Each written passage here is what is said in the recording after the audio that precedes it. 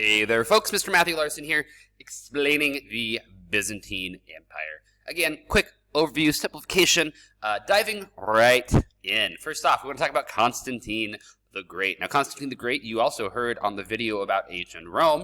And there's a reason for that, because he's going to play the same role. He is going to be the founder of the city of Constantinople. Now, Constantinople is going to be significant because it will become the capital of the Byzantine Empire for the entire existence of the Byzantine Empire. Constantinople, a great city in terms of strategy, located on the crossroads from Europe to Asia, right on the Bosphorus, the Silk Road, a massive amount of travel and trade going to go right through Istanbul, present-day Istanbul, Constantinople at the time, giving it a lot of power, and it's going to be the capital of the empire. It's also important to understand that the Byzantine Empire does view themselves as a continuation of the Eastern Roman Empire. That's why we had the name like Constantine the Great, Byzantine leader, but also a Roman emperor, coming in here, playing a large role. So the Roman Empire, again, when it splits by Diocletian, and then the West is sacked, we're going to have the East continue. And it's going to continue on until they are ultimately taken over by the Ottomans. So it's a continuation of the Eastern Roman Empire.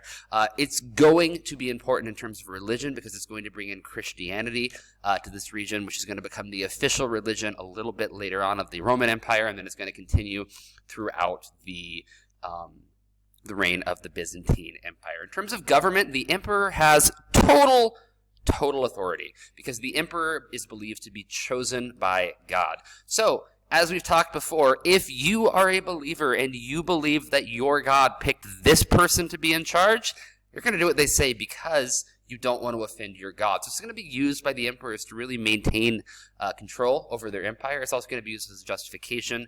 Church and state were closely connected during the Byzantine reign. So the emperor is going to have real total authority. Additionally, the Byzantine Empire is incredibly well organized. And this is going to be important because it allows for communication. It allows for things to simply get done. Taxes can be collected easily. Laws are administered fairly and quickly across the empire. Organization is important for success. The Byzantines, they're going to have it. Justinian I is another important Byzantine leader to talk about. He's going to rule from 527 until 565, so after the fall of Rome. So Western Europe is kind of breaking down at this point. Not a lot of unification. Eastern Europe is going to be changing at this time. Justinian is going to be in power, and he's going to be powerful.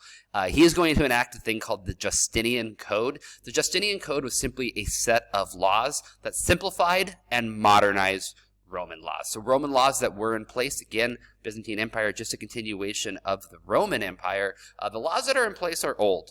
They're outdated, they're confusing, they might not be needed. He's going to find a way and modernize and simplify these laws. Now, why is this important to us today? Well, they're the basis for the laws of modern Europe. Vast majority of European states are going to be using this kind of as a template in terms of determining their own laws as well. Now, the city of Constantinople is also going to be important, as I briefly talked about, in terms of trade, because it is where you are going to be going. If you're coming on the Silk Road from Asia, the Middle East, and you're going into Europe, you're going to cross through Constantinople. If you're going from Europe over to the Middle East or East Asia, you're going to come through Constantinople. So Constantinople, significant city in terms of trade. Trade is going to be important because it's going to bring about cultural diffusion. You've got a lot of people coming through the city from all over the world. They're going to bring with them some of their culture, and it's going to start to kind of spread. So you're going to have pockets of Constantinople that are going to have some different religious ideas, some different cultural ideas. It's going to kind of start to be a melting pot of the civilization. And this is going to be something you're going to see, historically speaking, worldwide, wherever you have a major city of trade, you're going to have cultural diffusion. Constantinople is going to be surrounded by a large wall, simply for protection. Ancient cities and cities of this time period largely had a wall surrounding them as a way of keeping them safe from outside invaders. If they try to come and take over your city, they have to fight first. It's going to be a lot harder for them to do that. It provides you a simple level of protection. Religion, as I said as well, is a central part of life in the Byzantine Empire. Again, the emperor is directly chosen by God, or so they believe. Therefore, religion is impactful. The emperor is going to have a large amount of influence over the church. And I'm using church capitalized here because at this time it is the Christian church. That is the only religion that is prevalent in the Byzantine Empire.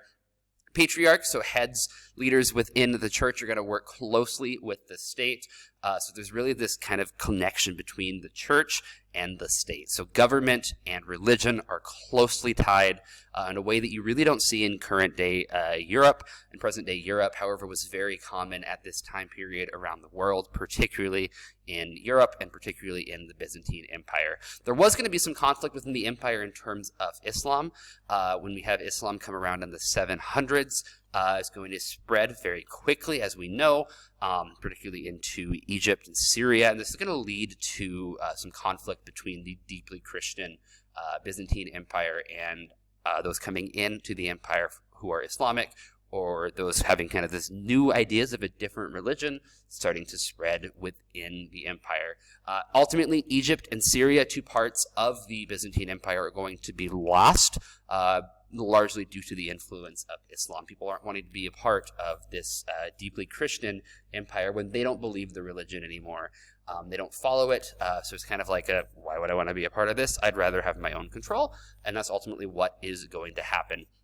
Religion is ultimately going to kind of grow, and the most impactful, important part of religion in the Ottoman Empire ultimately is going to be the Great Schism, which is when you get the foundations of the Catholic Church and the Orthodox Church, and those two breaking apart instead of being one. Again, we'll go over this a little bit later on in some more detail. Follow the Byzantine Empire. The Ottomans are going to ultimately sack the city of Constantinople in 1453. Mehmed II is going to be the one who leads the sack. Massive cannons come in and destroy the Byzantine capital. Constantinople was really all that was left of the Byzantine Empire, and that's going to be the end of the Byzantines. Now, the impact of their empire, number one, is they're going to preserve a lot of Roman culture, Roman art, and Roman law. Remember, the Justinian Code, which is used as a basis of set of laws for Europe today, comes from the ancient Roman laws. So it's really, if it wasn't for the Byzantine Empire, we probably would have a completely different system of laws present in Europe today. Roman art is going to be preserved. Roman culture, certain ways things are done. A lot of things we do today in the West come either directly or indirectly from the Romans. So if we really didn't have the Byzantine Empire, the rest of the world would be a very, very different place today. Also, they're going to spread Christianity throughout the region. That's going to be important in terms of Western Europe, or excuse me, in terms of Eastern Europe, going to spread it up from Anatolia up through parts of Central and Eastern Europe into Russia as well. And ultimately, we're going to get the Kievan Rus. The Kievan Rus are a group of individuals going to spread out of present-day Kiev. This is going to be the historical foundation of the modern version of the Russian state and the Russian people. The Kievan Rus are going to consider themselves the continuers of the empire. So we're going to get this connection right through here. When we're talking about the current situation with Russia and Ukraine, one of the justifications the Russians have tried to use for their unlawful invasion of Kiev and Ukraine, or Ukraine, not Kiev, was this mythic connection to the past right through here. However, there was going to be some connection between this group of people based out of around the city of Kiev in current day Ukraine, continuers of the empire again in terms of culture, in terms of religion as well. Comments, questions, please do let me know. I will see you later. Good luck.